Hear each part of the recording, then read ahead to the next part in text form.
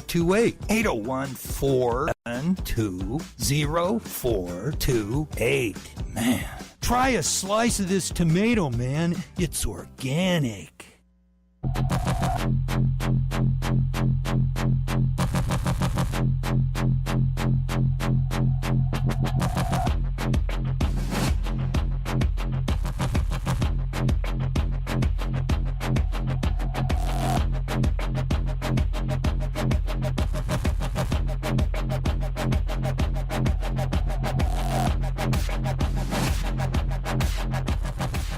Good morning, preppers. Good morning. Wow, that was spiking. Always I'm hearing struggling with that. Yeah. Good morning, preppers. morning, everybody. Just going to try to do a Robin Williams Good Morning Vietnam type thing. Yeah, that's too hard. I blow that every time. It spikes too fast. All right, we'll get these mics here good. Welcome to the show, everybody. You're listening to Scott and Shane here on Prepper Talk Radio again on Friday morning, and we're always happy when Friday comes around. It's the best. I don't know if it's the best, but it's pretty darn good. Well, okay, here's why Friday's so good. We have our show, and then all weekend, we think about the things that we've been training on all week, and we practice and we implement and we use. You know, it's funny because my wife just started the CERT training program. Oh, yeah. Cool. We have to take turns because now that we've got the little one, someone's got to watch her. So she and her sister and mother-in-law, and not mother-in-law, my mother-in-law, they're all taking the class right now, which drives me nuts because I'm the one that's most into it. But they went in and signed up, and they're like, oh, and by the way, you're going to watch Eliza every night. I'm like, oh, okay. Isn't that always the way it works? Yeah. So I'm like, okay. And she's like, you and Josh can take it later. And Josh is one of my brother-in-laws. But he and I are the ones that created the idea of PrepperCon. And I keep trying to do CERT, but every time I tried to do CERT, it was during, like, PrepperCon meeting times. Well, you just brought up a really good point there. One of the things we're going to talk about today. But first, let me say, yes, Survival Medical, survival-medical.com is our sponsor. We're very grateful to them. They have the best first aid kits that are tougher than nature. They would have come in really handy if you were living down there in Florida or Texas here in the recent. They're waterproof. Waterproof, really, really tough. Meant to be tough, meant to last a long time. You can get them online, or you can also find them at quite a few different retailers, and they're actually going to be launching in the spring at Sportsman's Warehouse. Okay, that's going to be spring. Yeah. Okay. That's going to be spring for the first Along aid. with Grizz Grub. Grizz Grub. I've eaten a lot of that. It's really good. Okay, I haven't even tried it yet. You got to get me some. I don't have any more. I'll get with John. Yeah. John will get you some. Cool.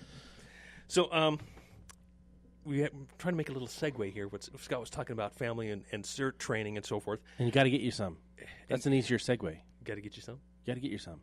Oh. If you don't have the right stuff. We got to get some. Okay, but what I was going to segue in is that today we want to talk about prepping mistakes that maybe newbie even us, experienced preppers make, right? I think I find a lot of the really advanced preppers, they make a lot of these mistakes as well. They're smaller the further along you get, but they're still just as damaging. Not as critical, maybe. Maybe not as critical because you might have like a backup to a backup, but there's also things that we'll get so focused on one area of our prepping to get those things done that we'll forget some of the other areas. And so this is kind of that. Let's catch those mistakes and let's fix those mistakes show. And by no means are we going to be able to touch on all of the mistakes. Oh no, that can be made by preppers from anywhere from canning to the kind of type of plastic bottles you use. So we're going to try and skim over as best we can in this short hour, talking about mistakes that we want to help you to avoid. Right. Yep. So Scott kind of brought up the first one, that not necessarily the first one, but one that I think is important is leaving your family out of your preps. Right. Okay. That's a mistake, I think, is not getting them involved. How did I bring that up? Because you've got your wife and your sister-in-law and your mother-in-law getting prepped. They're learning about CERT. They're learning about emergency preparedness, right? Now, if you were to leave them out of that and you were the one to do that and the emergency came around, what would happen? You'd be doing everything, pointing this and that. We got to make these plans. We got to do this kind of stuff in that emergency. Whereas now, they already got it covered, right? They already know those next steps. So you're getting them involved in the CERT, or they got themselves involved in the CERT program. They got themselves involved. Well, it's funny because I was like, I want to take the CERT classes, and they're all, what's that? I'm like, really? So, and this is a 2-year process that I'm like, man, I really want to do this. I really want to do this. I really want to do this. And every time we try to do it, it's during PrepperCon season. And so I'm like, man, come on. and the meetings and our schedules didn't align because I also have scouts on Wednesday nights, and so that would kill 2 nights out of my week. And doing real estate, that's really hard to do. Mm-hmm. And so I'm like, man, come on. They're all taking it now, knowing that I'm the one that wants to take them the most. And it's kind of like, Well, no, that's good. That's a good thing. But the value in CERT, and this is why I'm interested in it. So whenever there's a disaster of any kind, right, the faster the community can come together to start working to fix the problems and to mediate the challenges, to make them smaller, to minimize them, the faster you can get through it, the better quality of life you're going to be able to enjoy. And so I think the more people that get involved with CERT and understanding what CERT does, the better. Mm-hmm. And so that's what I've always wanted to do, because that's my big thing about prepping is helping people be aware, helping people know what to do and how to do it. And that's really what CERT's for. It's a communication process, but they also teach you a lot of really great skills. So don't be stingy. Get your family out there. Maybe get them out there first while you're babysitting, right? There you go. Then you take, okay, we got a call here. Let's go ahead and take a call here. Let me turn this on here. Turn it up. Hello, you're live here on Prepper Talk Radio. You have a comment or question for us? I wanted to comment on the guest they had yesterday, Dean Sessions. Oh, that's not our topic. I know you're moving on, but well, we're actually all about preparedness on this show. I have no idea what they talked about on that show. I haven't the slightest. I know, but I mean, it's such pseudoscience. I almost think a Utah Attorney General needs to get involved. Okay, enough said. Okay, no, cool. All right. Thank you. Thanks. Yeah, sorry, I'm uninformed on what they talked about on that show, so I would not be able to speak intelligently to that topic. We're preparing for this show. That's right, we're preparing, and probably working too, right? Yep. Okay, cool. So don't leave your family out of your preps, whether it's going to CERT for training, whether it's first aid training, right? I think that's an important thing to not just have that training yourself, but to have maybe a certain member of your family.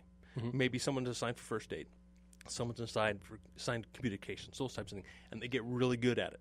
So don't leave them out. Don't forget about that. Your family can find it enjoyable, mm-hmm. and once they catch on that fire, then it's going to make prepping a lot easier. And once they start understanding those things, the best thing to do is for them to teach someone else to really make sure they know it. And when they do that, now you start cross-training everybody in the family. So everybody gets a little bit of knowledge, everybody gets a little bit of skill, mm-hmm. and the skill is the most important thing. I think that should be our next thing to talk about. Is cool. A lot of times we'll focus on the gear. You know, you hear us on the show talk a lot about the gear, but we also mm-hmm. have a lot of shows specifically about knowledge, mindset, the psychology of survival. Mm-hmm. Skills cannot be overlooked. I don't care what kind of fire starters you have if you don't know how to use them. If you don't have the skills to use them. It takes so much time. It doesn't really. But it does. But it doesn't. I know you're using that as an argument. I'm trying to argue with you here. There's always time. Turn off the TV show that's not adding any value to your life. Mm-hmm. You know, turn off the video game that's not adding any value to your life. It's entertainment, and that's fun. Mm-hmm. But there's also time to reassess your situation. Say, okay, what could I learn this week? Focus on one simple skill every week, and all of a sudden, in a year, you've got 52 new skills that you're better equipped to survive than most anybody else. Yeah, sometimes we'll talk about how prepping is not a hobby. It's more of a way of life. But why not make certain aspects of it a hobby, right? Yeah. Like my next thing I'm stepping up to, I'm going to start learning leather working. Yeah. So that's my next thing, because to me it looks fun, it'd be a fun hobby. And maybe, I can become really good at it eventually one day and be able to live off-grid and have a skill that I can earn some money with, right? Yeah. So right now I'm learning electrical better. Oh, yeah. I'm really trying to understand how wiring works and how poles work. And mm-hmm. Part of that is to prepare me so that I understand how to run electrical for solar grid and mm-hmm. gridless systems. Mm-hmm. So that I'm not reliant on a grid when things go awry. Like right now I have this really cool generator. It's a 10,000 kilowatt hour with a 13,000 peak. And so I've got, it's a great generator, and it's a dual fuel, so I've got tons of propane ready to go for it, as well as unleaded gas that I'm rotating.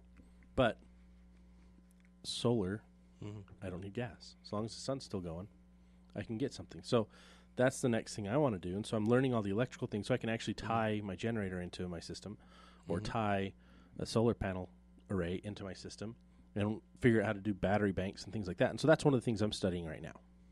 Yeah, that's something that has been a point of my study in the past too. So, mm-hmm. yeah, it's not just important. It's for me. It's been fun. Yeah. It's been a hobby. Well, and now I'll be able to understand you when you talk about these things. There I'll we be go. like, oh, that's what that That's means. what it means there. When I get a little Oh. too technical, nobody can understand what I'm talking about. All the tech guys are like, yes, Shane's talking, and everyone else is like, oh, Scott's talking.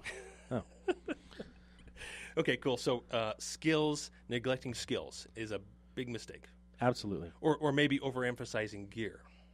Or overemphasizing one set of skills Okay. and not the rest. But here's a bit of an argument. It is, I think, key in any kind of community to have someone who's extremely good at something, right? Right. That's when you have to have a community, right? Well, there's certain communities that I've talked to and I've followed, and they focus so much on the military tactics, Yeah, okay. right? I'm not going to name any names, but they start with Z and end with ERT.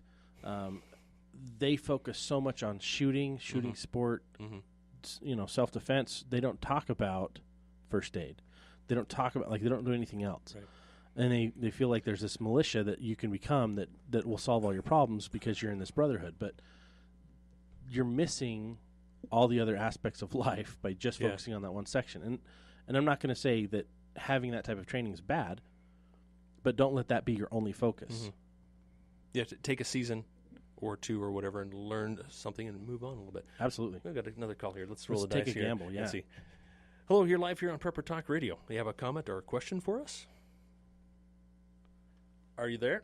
Oh, let me turn you on. Are you there? Can you hear us? Yes, I can. Okay. You ought to investigate. There's a man in Delta that's got a turbine that runs on wood, oil, whatever, small. He says you can take it camping with you. Yeah, there are a lot of cool things you can learn like that about gasifying wood, right, and turning it into a fuel. Running your car, run generators. If you watch the Running your TV show car, Mountain Men, they actually have a truck on there that they created a wood gasifier Well, I know, system. but this is high-tech This turbine. is even better. Oh, yeah? He's been on 570 every. Okay. He's got all kinds of adventures. He's on 570 Saturday afternoon. You ought to get him on. That's Sounds a good idea. Okay, He's out of Delta, and he's Yeah. this thing is small, and it can generate power up anywhere. Yeah, so he's really specialized. Thank you for your call. Sure appreciate it. That's a good tip. Thank you. Yeah, and he's obviously become very good at what he knows his craft, his trade, which is essential. Kind of like what I'm arguing with you a little bit is that it's important for at least some of us to really specialize and get really good at something. Right, and we're not arguing against that. Right. What I'm arguing against is taking an entire group and focusing on just that one right. skill set. Okay, right. And not the rest of them, not creating any diversity for everyone else. No, because that makes perfect sense. Yeah. now you have everyone that's trained. For example, if everybody knows how to cook, but nobody knows how to grow any food, nobody knows how to hunt, nobody knows how to Perfect example, sanitize, everyone's going to die anyways. So if everybody knows how to shoot and hunt and nobody knows how to prepare the food, nobody knows how to cook the food, they're all going to die anyways.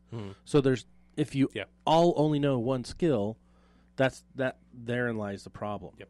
You have to have diversification, and that's why it's so important to have people that have hyper focus on different areas.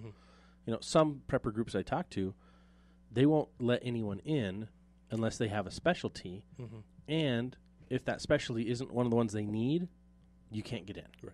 Because you already got that covered, and Yeah. Oh, we got an electrical engineer, we're good. Oh, we've got a physicist, we're good. Right. Oh, we've got a doctor, we don't need engineer you. or whatever. Right. I'm all like, well, don't you want a backup? Exactly. Yeah. I've got 2 strong hands and a good back. I can go do just about anything you need me to do. Yeah. And there's a great skill right there. It's just being a good laborer. worker. Yeah. And I think that's one of the other challenges a lot is right now there's a mindset because we're in this business bubble, right? There's this mindset where I can lead. Everyone thinks they can manage or lead. Well, in a crap hits the fan scenario, you need to be able to do. You need to be able to forget your leadership skills and focus on your, hey, I'm going to dig a trench. I'm going to plant food. Great point. All right, there's our music.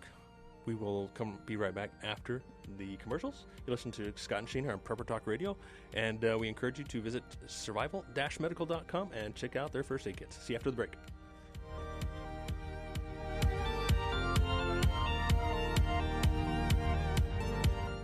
Remember the good times when news told the truth and freedom of speech actually meant something? Then get ready to experience the all-new K-Talk Media, a refreshing change from the mainstream.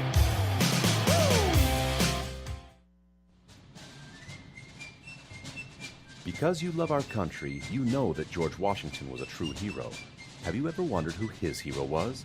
Would you like to introduce your children to true patriot heroes like Abigail Adams, Betty Zane, or Emily Geiger? Come meet these patriots and many more at the Freedom's Light Festival in Bountiful. Enjoy music, history, and engaging activities for kids of any age, scout or school group. Come to Bountiful Park September 14th, 15th, and 16th. Find out more at freedomslight.us. That's freedomslight.us.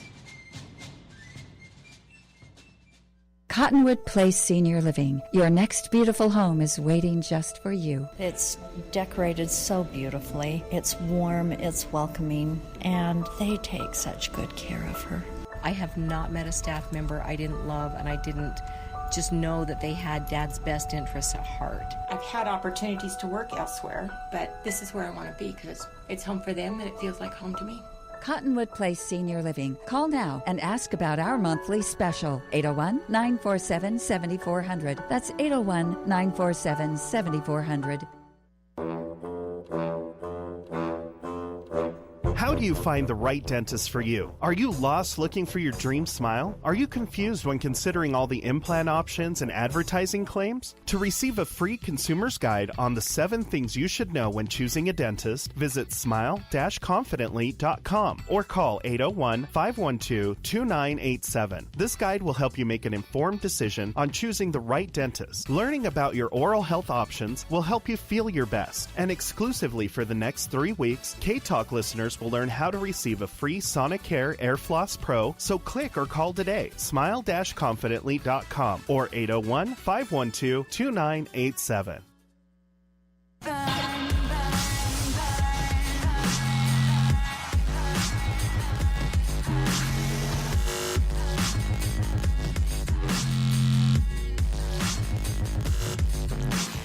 All right, welcome back to the show. You're listening to Scott and Shane here on Prepper Talk Radio.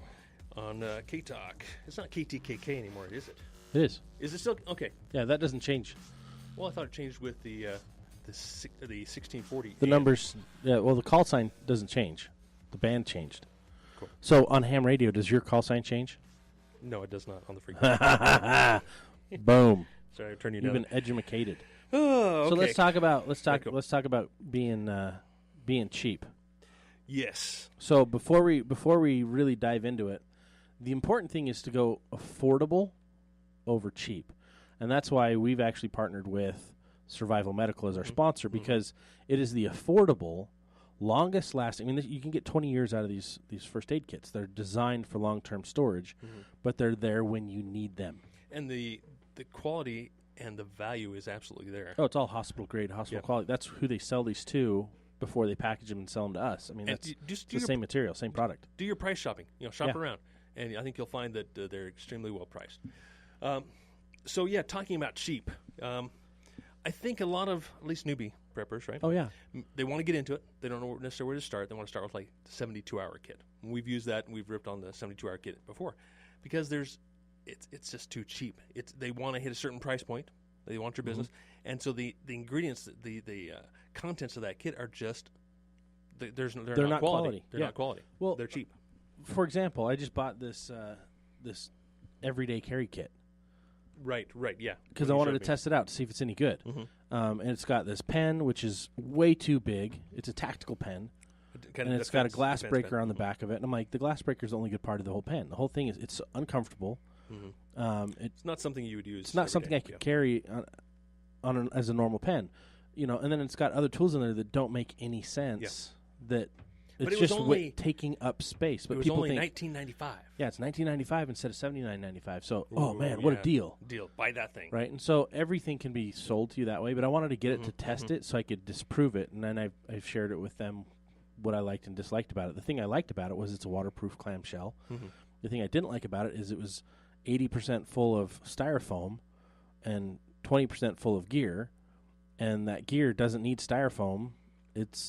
It shouldn't need styrofoam. It's a waste product. And it's, I think, the really only essential tools that were in there. Flashlight, but it didn't have a battery. And new batteries. So you had to go get your battery. Kind of a cheap flashlight too. It was a very cheap flashlight. Yeah. Right. And very cheap pen, compass. Very cheap compass, but compasses you can do a ton with a very cheap compass. You can. That's one of the unique things about compasses is you can even make your own in a little cup of water. And the thing with a cheap compass is it's most likely it's going to dry out. It's going to, sooner than a more expensive quality one. But, right. So, yes, it'll work. Like you say, you can magnetize a needle and put it in the palm of your hand, and it'll work as a compass, right? Yeah. So you don't need to spend a lot of money on certain things. But the key is affordability, right? Finding the best gear at the best prices. You can organize a group buy. This is my favorite way to get quality gear. Organize a group buy. Get your neighborhood. Get everyone that your church group or whatever, your preparedness group. Find the right products, and if someone finds a product that's stellar, contact the manufacturer. Say, hey, we want to do a group buy on this. What kind of price can you give us if we buy 8 of them? If you buy or 20 of them, or whatever, whatever. They will work with you. I mean, that is one of the funnest things I've found is you can get great deals by doing that.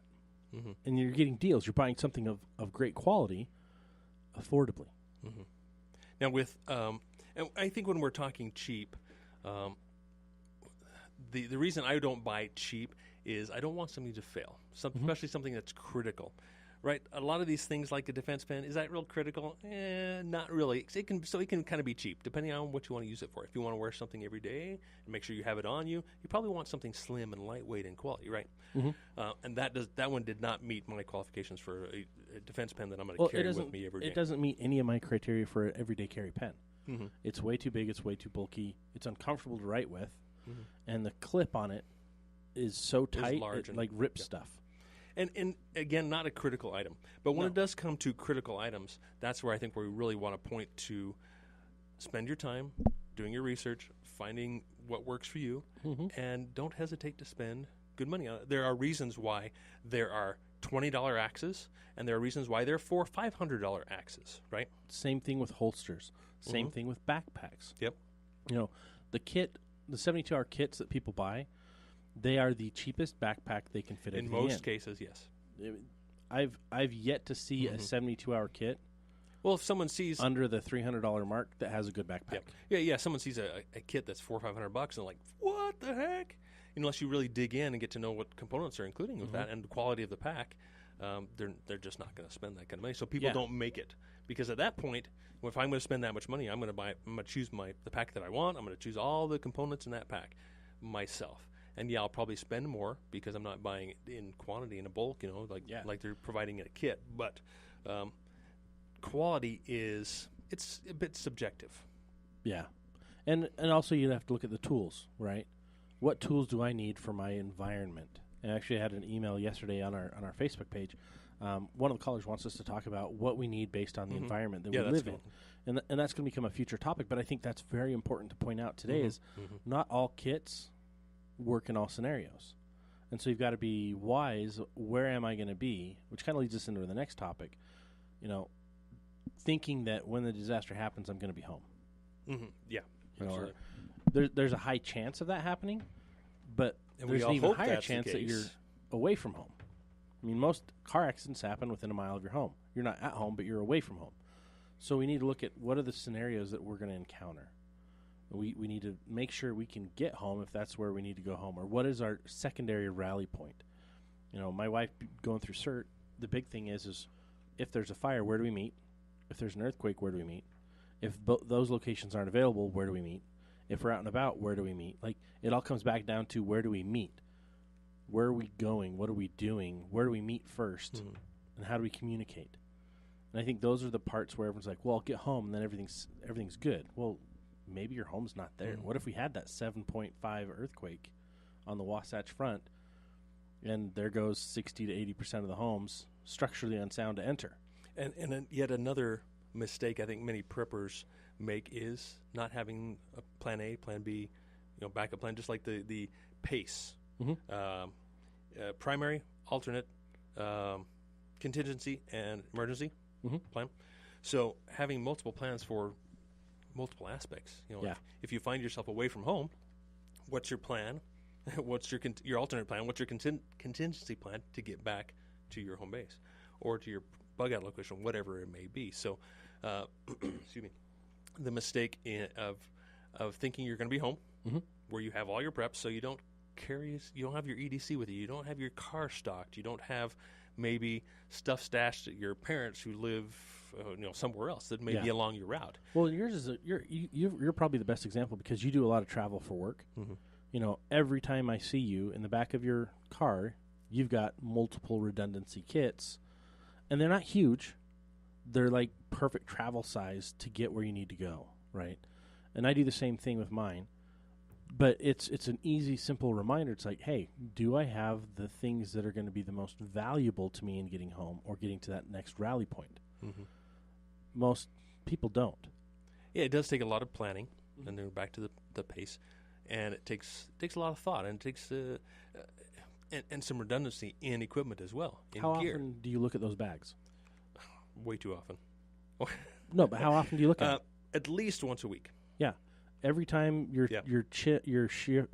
drive, I'm trying to trip. That's what I'm looking for. There you go. Every time the trip changes, every time The location the is different slightly scenarios, different, right? You've got to look at, okay, how am I in that scenario? How am I going to get back? And it doesn't take hours. No, it doesn't. Takes minutes. It's like you should know what's in your kit. You should know what's in your car, and you should know, oh, I'm going this way. I'm going to need this too, or oh, I don't need that. That's just dead weight at this point. Or, oh, it's seasonally changing now, so I need to make sure I have more cold weather gear and things that are going to keep me dry, and being aware of that, I think, is one of the failure points. A lot of people make that mistake is they don't adjust, they don't transition, they don't have the right tools because they've been cheap, and they don't have the right plan because they've failed to plan. Exactly. I think it really comes down to planning, and in most cases, whether you're going to be away from home, okay, what happens if this particular emergency happens? What's our plan? Right. And if you don't have a plan, how are you going to know what supplies you're going to need, what tools you're going to need, and what quality of tool, if you can be cheap on some things, or if you need to have something that's not going to fail you.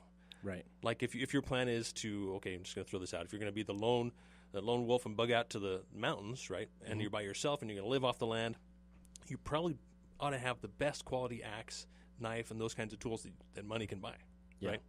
Whereas if, okay, I'm in the city, and maybe this goes back to our next topic we're going to talk about, is preparing for the environment that you're in, that you're going to find yourself in. Yeah. Is, okay, I can deal with an axe from Home Depot or from Lowe's that I spend $40 on, right? That's going to work for me. But if I'm going to find myself building a homestead, I'm going to have a homestead someday.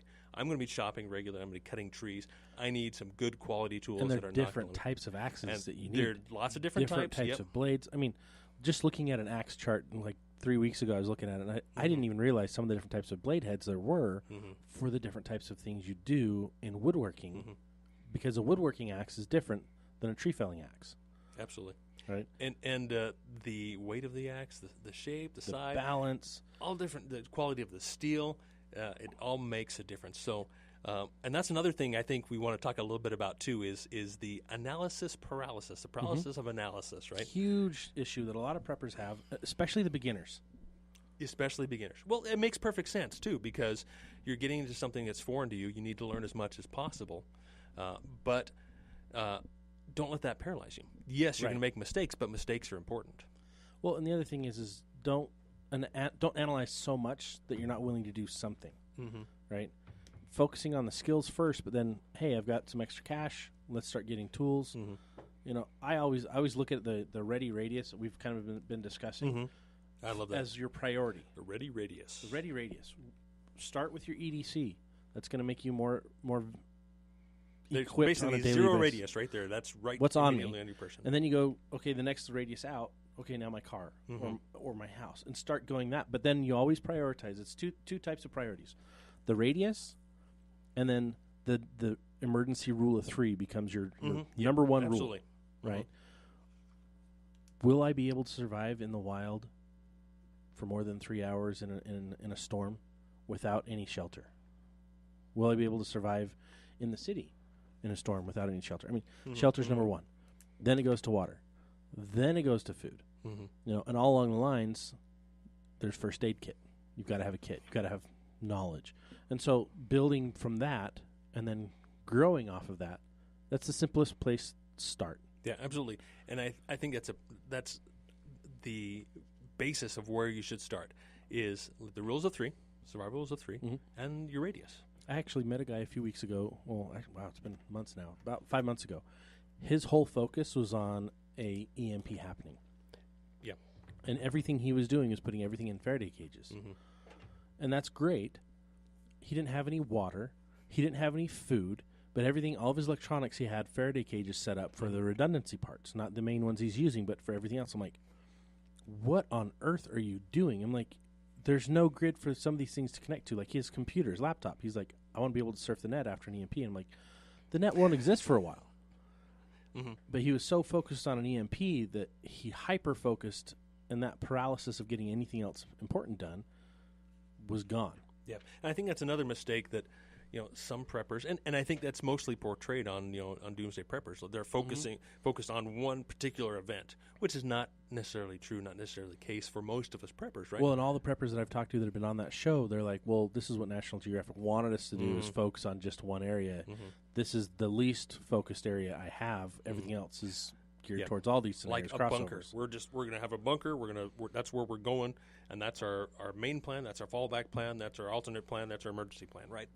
And that's when you fall into the extremes category, which is another big mistake. Yeah. No. Absolutely. Another item on our list is don't go to extremes. And I guess we have a lot of reasons why we wouldn't go to extremes. I don't know if we can touch on all of them, but I think first of all, I can't afford to. Well, I think extremes. That's the number thing. It focuses you so much that becomes your only purpose in life, right? Well, now you've forgotten to serve and to be kind to your neighbor and to and to live your life just as as a normal life. Yeah, anything that goes to an extreme is not healthy. It's not psychologically. It's very damaging. So that's why we want you to be well-rounded, but we also want you to be thinking of how can I best utilize my time so that I've got a great quality of life, and I don't have to worry because I'm better prepared than usual. The more prepared you are, the better you are. You don't have to be hyper prepared, because then all of a sudden your analysis paralysis is taken over by your extreme paralysis, and you can't go do stuff because you're worried about what might happen. Oh, I can't drive down to St. George. There's a chance that something could happen. Well, but your whole I'm family's not going to at St. all. George. I can't go on a camping trip this weekend because there's a chance it might rain. Mm-hmm. There's a chance that there's going to be less sunlight than I planned on, and I can't go on a family trip to Disneyland because there's a million different things that you could lock yourself out of. Yet another mistake that I think maybe too many preppers rely on is they focused on too much on a particular date. Oh, yeah. That they see floating around the internet. Oh, I mean, that makes some sense, right? Let's make some plans. We're going to plan a trip, but let's not plan it around this date just because. Okay, that's reasonable. That's not an extreme, right? Well, there's groups that they focus on those dates. Just those dates. And it boggles me. I'm like, that's not the reason you prepare. Mm-hmm. You prepare because there's unlikelihood of anything happening any day. When those unlikelihoods happen, it's better to be prepared than not to be. Like a few weeks ago when I was on my way in this way, and I had to stop for a car accident to help out. Had I not had a first aid kit, I couldn't have helped. And I was the first one there. I was the only one there with a first aid kit. Yeah, Faraday cage would have done really good to keep nothing, right? But it all comes back down to just taking a little extra initiative. Mm-hmm. And the mistakes, we're all going to make mistakes. The trick is overcome that mistake as quick as you can, get back on course, and move forward. Yeah, I think one of the many mistakes before we come up on the break here, maybe we talk about this after the break, is maybe focusing too much on guns and ammo, on firearms. I mean, that's been a big mistake of mine in the past. In that, okay, I chose a firearm which I thought was good for me, and then it just didn't work. I couldn't carry it right. I mean, it wasn't. My skills had advanced maybe beyond that or something like that. So I think, like you say, focusing too much, and we'll talk a bit more about this after the break. Thank you for listening here to Prepper Talk Radio. And please visit our sponsor, survival-medical.com. The only first aid kit's tougher than nature. We'll catch you guys after the break.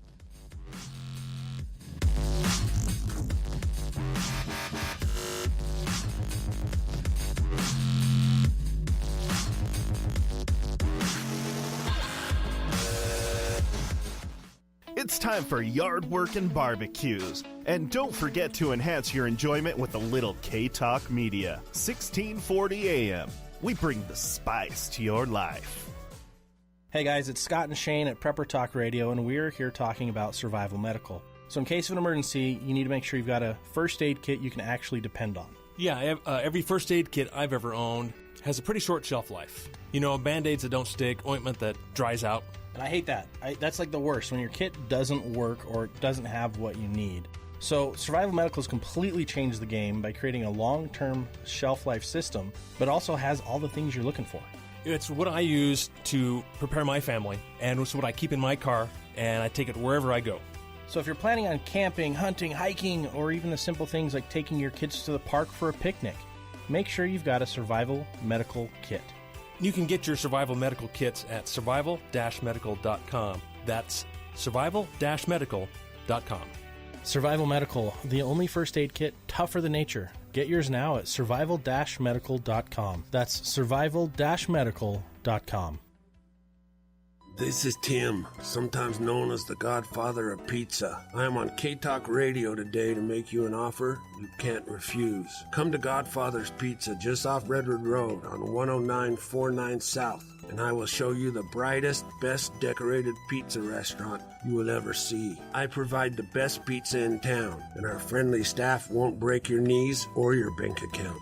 You will never leave hungry, for I am not the Godfather of Pizza. Revenge may be a dish best served cold, but our pizza buffet selections are best served hot. We have all the best pizza flavors in our pizza buffet, including pizza dessert to top off your meal. Don't make me send my nephew to find you when it's so easy to find us. Again, we are located at 10949 South Redwood Road in South Jordan, right next to Cheeseburger. We are ready to provide flavor for a favor for both lunch and dinner. Look for the big sign on the big truck in the big parking lot. Oh, and remember, don't forget to bring your family.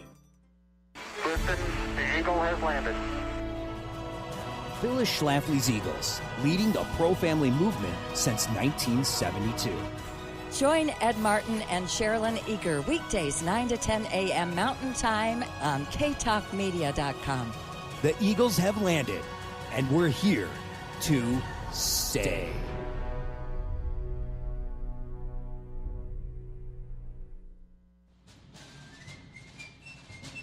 Because you love our country, you know that George Washington was a true hero. Have you ever wondered who his hero was? Would you like to introduce your children to true patriot heroes like Abigail Adams, Betty Zane, or Emily Geiger? Come meet these patriots and many more at the Freedom's Light Festival in Bountiful. Enjoy music, history, and engaging activities for kids of any age, scout or school group. Come to Bountiful Park September 14th, 15th, and 16th. Find out more at freedomslight.us. That's freedomslight.us.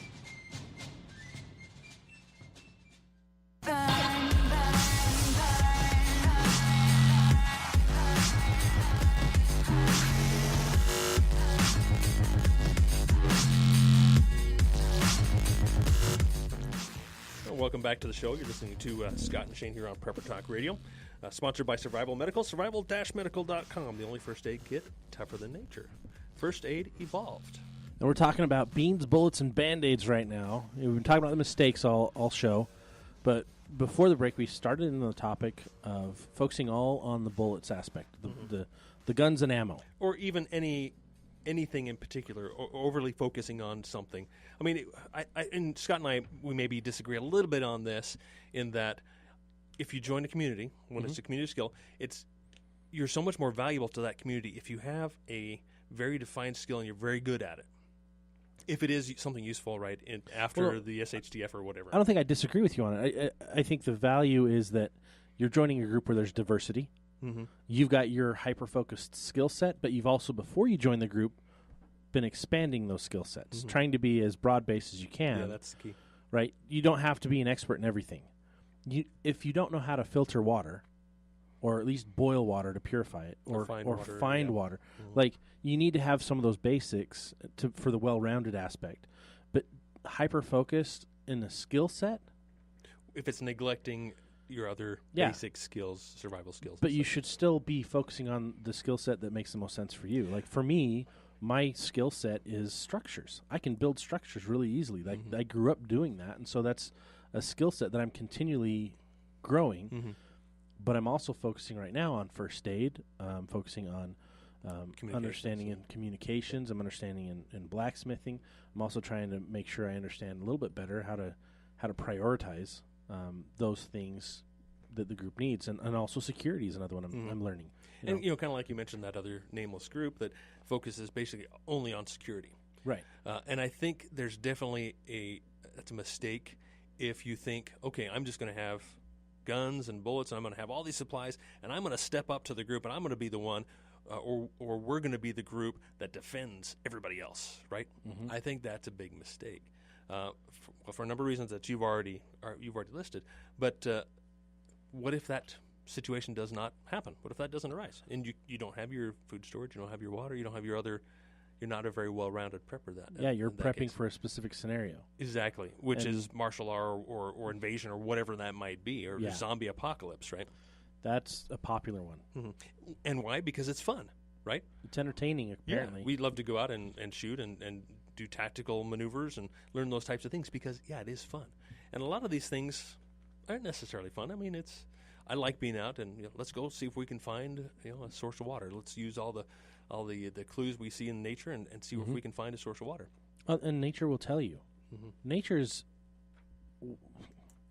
what's the right word here? Nature is a unique mistress. She will love you, but she will scorn and destroy you. She's like a black widow. She might kill you. If you listen to her and if you treat her with kindness and love, she'll show you where all the resources are. But you've got to learn what those things are. It's the same as marriage. Husbands and wives, you've got to listen to your partner. You've got to look at your partner. You've got to watch what they're doing. You've got to learn the behaviors that benefit that relationship the most. Same thing with nature. Mm-hmm. If you nurture it and if you work with it, she's going to take care of you. But if you try to fight against her and you don't respect her, Mother Nature will destroy you. Yeah. And she's no respecter of persons. Like, we talk about preparedness, and a lot of times people focus more on the military style, tactical style of preparedness. They focus on the zombie apocalypse. There's so many disasters that can come your way, from a simple car accident and life-changing car accident, losing a job, a freak storm, or a storm you knew was coming and you just weren't prepared. I mean, there's so many little things. Those are the things that we Shane and I, focus on most because those are the things with the highest likelihood of happening. Mm-hmm. Okay, we've got a call here. Let's go ahead and see what they have to say. You're live here on Prepper Talk Radio. You have a comment or question for us? Yeah, go ahead. I was wondering if in your first aid kits, if you had a tuning fork. A tuning fork.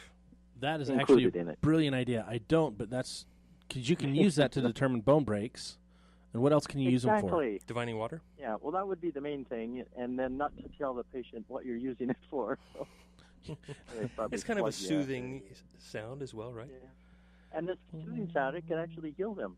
Who knows? No, that's true. That's something I need to learn a little bit more about. That's a good point. Now, where can you pick up a tuning fork? I'm sure you can get them on Amazon. Oh, yeah. Probably any music supply store hopefully would have it. Not necessarily your sheet music stores, but your instrument stores would have them. That's actually brilliant. I'd heard that, and I've actually read about that and know that, but I hadn't thought about adding that to my kit. That's brilliant. Thank you so much. Okay, you're welcome. All right. Thank you for the call. Do you have anything else you want to talk about? All right, he's gone. All right. That's another skill that I'm working on is tuning pianos.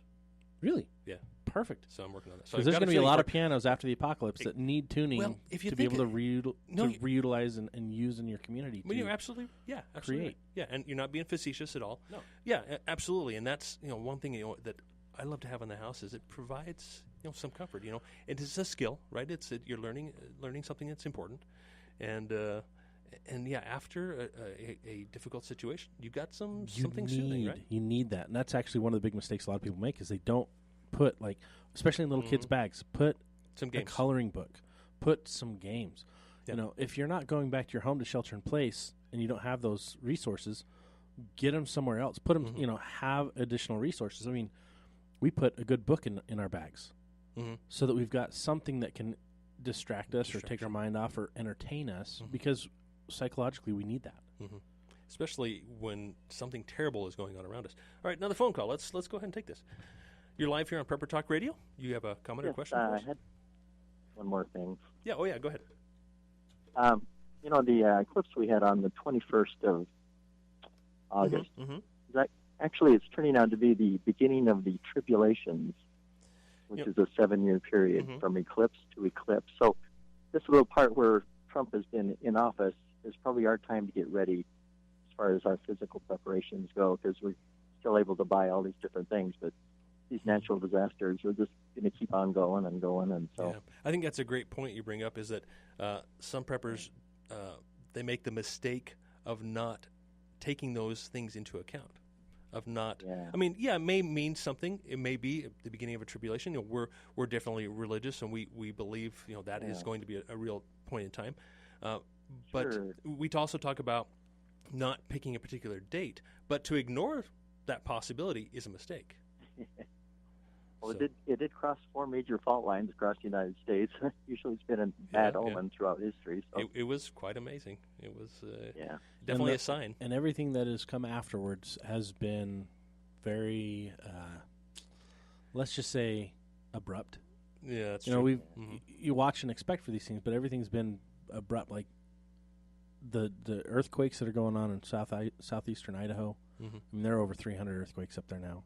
The fires have been insane. Well, it's not the same fault line. All the fires in Montana, Idaho. Well, I'm saying it might be Washington, some Oregon, of that stress may be building up down here. L.A. The severity, the unimaginable severity of these storms that we've had coming in on the coast, just record-setting. And to brush that off, and it's like, that doesn't apply. That's a mistake. That's hard to not see as coincidence, right? That's hard to brush off, but people are still brushing it off. And they'll forget about it in a couple of weeks, unless you live in those areas, right? Yeah, exactly. Till the next one, or you live in those areas and you're constantly dealing with those things. Did you have anything else you want to talk about? Nope. Okay. All right. Hey, thanks so much for your call. Good stuff. Good point. That was really good point. I mean, we oftentimes will discount something or ignore it. Now, I mean, it's funny because ever since President Trump got elected, I've watched the preparedness industry almost tank. Like, a lot of people are like, oh, we don't need to prepare anymore. We're safe. I'm like, it's not politics that you're preparing for. Yeah, politics can be an issue, but you're preparing for everyday life.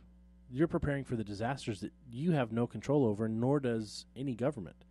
And, yeah, of course, there's also the what if there is an invasion scenario. That's the lowest on my radar list, but there's always that chance. So don't put all your training, all your skills into that basket. Yeah, it's putting everything when it's into on the lowest. It's one of the lowest possibilities. Okay, here's one in our last few minutes here. Using, or I should say, financing your preps. I think that's a mistake. That's good and bad. I think it could be advantageous, but it's also very bad. Bad because you want to avoid debt as much as you can. Exactly. Right. Invest in the things that are going to be the most beneficial for you. But it's only good when it's making you money or improving the solution so much. Like, if it's working out as an investment, then it's good. Okay. Otherwise, it's bad. And so 99 times out of 100, it's bad. Bad. But finding a way to finance it in a way that actually benefits you, that's and I guess this could be an exception. Is one of our preps is our home, right? And Scott and I are both realtors. We understand the real estate market, where it is, where it's going, but we still feel, even where it's at now, we still feel it's better to own than to rent. And yes, that is financing a prep, right? Yep. But we don't have the time to get into this, but it is more advantageous to own a property that you have a mortgage on, that it is leveraged. You have a lot more stability in that than you do in renting. Another thing that kind of comes up is operational security. A lot of people will tell. Well, they'll either they'll tell everybody what they're doing, or B, they won't tell anybody what they're doing, and they'll try to go alone. Well, going the lone wolf route, we know it doesn't work. Going around telling everybody what's going on and what you're doing and why you're doing it, that doesn't work either. That doesn't work either. Now, then you're probably going, guys, you're on the radio telling everyone what you do. Exactly. Well, that's because we have a responsibility to make sure we are helping people get better prepared. And we've chosen to do this. We've chosen to do this knowing that it violates OPSEC for us, but it helps us get people better equipped. And there are ways to go about spreading the word. your conversations with your neighbors and friends and family to, first of all, not alarm them, to say, oh, this guy, he's crazy. What is he preparing for? He's preparing for the end of the world, right? And not giving away, but also, opening their eyes a little bit to maybe think, okay, well, what does he mean by that? Okay, and but not being so blatant in that, oh, the world is coming to the end September 23rd, right? I mean, that's when we're all going to be translated. All the righteous people, we're going to be, we're going to be twinkled, whatever. Twinkle.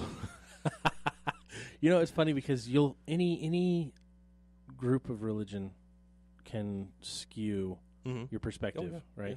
It can also provide clarity. I'm not putting down any religions, but that goes back to extremes. Some people will follow a principle in their religion that takes them to an extreme, and that is never good. No extreme is good. So is it an extreme to have a year's supply of food storage? No, it's not. I think that is what nature is intended for us to do. If you look at what the squirrels do, if you look at what the bears do, I mean, they're all preparing for the hard time. Is it extreme to have a rifle and know how to shoot it? No, it's not. What I think is awesome is there are other ways to do it other than the rifle, too. Because a lot of people get turned off by the idea, having a rifle is bad. You can get a bow and arrow. Oh, yeah. Oh, you can make a sling. Yeah, that's another mistake, is thinking that guns are the answer. There's a lot of other weapons out there that you can become good at. Nunchucks. There you go. Nunchucks. Figure out how to use those. A bow staff. You can take a stick and fling it appropriately and kill a rabbit. Yep.